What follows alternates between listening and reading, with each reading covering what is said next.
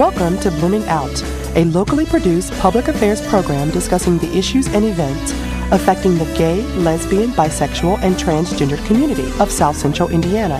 Blooming Out is written and produced by a team of dedicated volunteers and financially supported by listeners like you.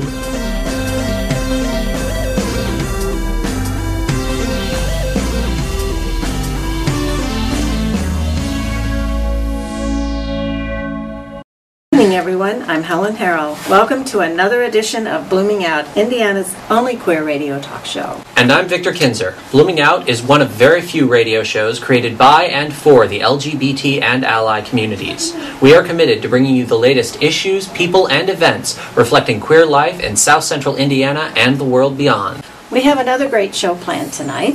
We have Bloomington attorney Sean Lemieux and high school counselor Greg Chafin, who are back in the studio for another edition of Youth in Peril, discussions about the issues that affect the LGBT youth in Bloomington and perhaps other schools. Bloomington Hospital Positive Links Prevention Coordinator Emily Bruniger is back with another ongoing discussion about living with HIV, and she has also brought along guest Kevin Phelps. Bloomington resident Zach will talk with us about this weekend's Pride Film Festival, and Indiana Equality Chair Randy Stutt will be on later in the show with the latest news on the LGBT legislative front. Last but definitely not least, Millie Jackson is back with another edition of The Heart of Polyamory. Well, Sean Lemieux and Greg Chafin are in the studio. Welcome back. Thank you. Thanks for having us. Be back. It's always great to see you. Let's see, what are you going to talk about tonight? Whatever you'd like us to talk about. Whatever. Okay, how about you? Some of the issues involved with when youth talk with you, I guess, in a group about being gay or lesbian and those implications that involve parents and student rights. Absolutely. I mean, one of the issues we face as school officials, counselors, teachers, administrators is how do we balance the views of the parents, values of the parents, maybe even the beliefs of the parents with the reality that students come out to us at school or are talking about their sexual orientation. And if we are, going by ethical guidelines, we're also thinking, number one, about protecting the student. The reality is, when you think of minority populations, students who are dealing with potential racism or other things at school, oftentimes those students, clearly those are horrible issues to be facing at school, but a lot of times those students can go home and find support automatically at home. Kids who are gay oftentimes are not going to find that support at home. So they're not finding support at home, they're not finding support at school, and as they're coming out to us, then school officials start to think about, what are my ethical guidelines here about, do I report this to parents, do I not report this to parents? I come down on the side of protecting students, number one. And if home is an unsafe atmosphere, then I'm liable to make sure that confidentiality is number one.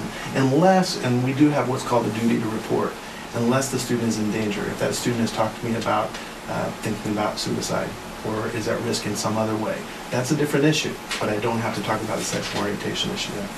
Well, Sean, what legal implications are there for either maintaining the student's right to privacy and then the parents stepping in and saying that we needed to know, we had the right to know, or, there have to be some legal options there.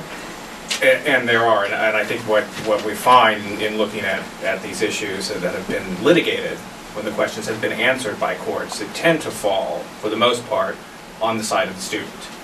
I think the law has developed pretty clearly over the last 8 years or so. The first case is around 2000, the first major case.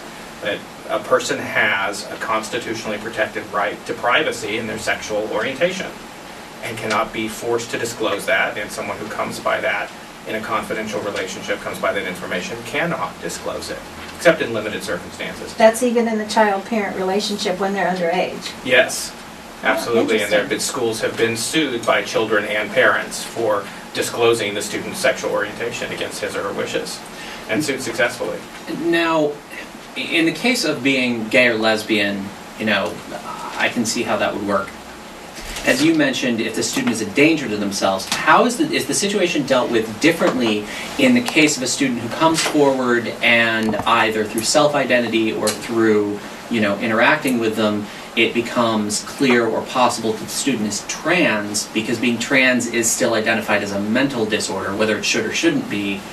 Does that put you in a different legal situation than with a gay or lesbian student?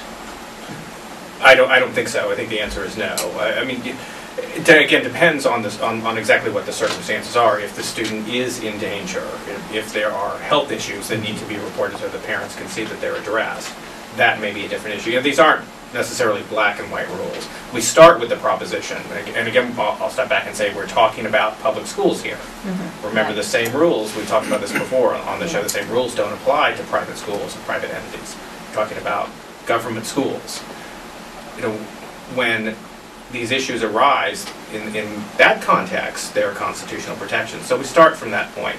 This is private information. The student has a right to privacy that cannot be breached except in some limited circumstances. So if the school could show a compelling interest in making that disclosure to the parents, then they could do that.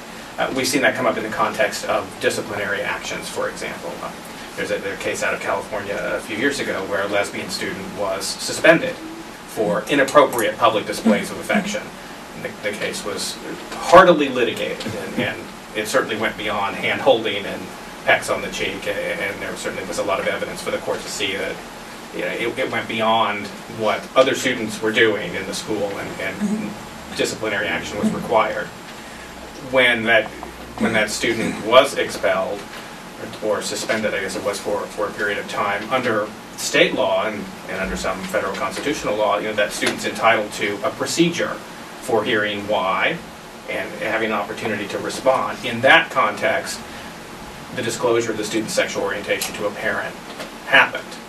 And what the court said was, while it's generally private, state law requires a hearing of sorts with a principal. State law requires an elaborate explanation of why you're taking such a drastic action, what the history of discipline has been, and so forth, and why you've come to this point. So in that context, the court found it was okay, probably isn't the right word, but not actionable, I guess. Not unlawful or unconstitutional for the school to have disclosed. So it's such a fact-sensitive area of the law. We start with the proposition that it's private. You can't disclose it unless there's some compelling reason to do that.